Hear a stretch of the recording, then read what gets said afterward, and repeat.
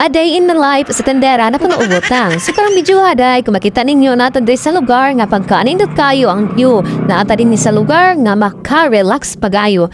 So kung makita ninyo guys, so pagkanindot na lang gyud sa mga balas kay lang gibutang din hiya. So napay ilahang garden diri nga dili pa siya fully nga nahuman pero pagkaanindot. So tanaw lang ninyo guys ang view din hina pamidri sa gawas pero ang view super guwapa kayo, super nindot kayo. So, naalang tadiri guys sa LYR Agro and Land Resort. So, located at La Filipina, Purok Otso. Nakalimot ko sa Purok. Basta kay Purok Otso, La Filipina.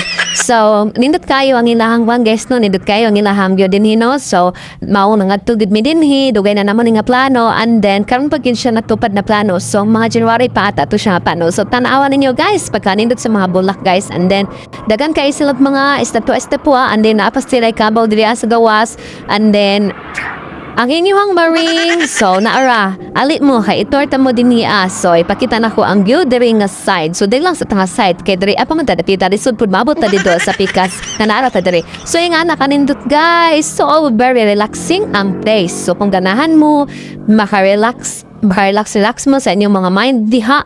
So, adto lang mo diri guys. Bye!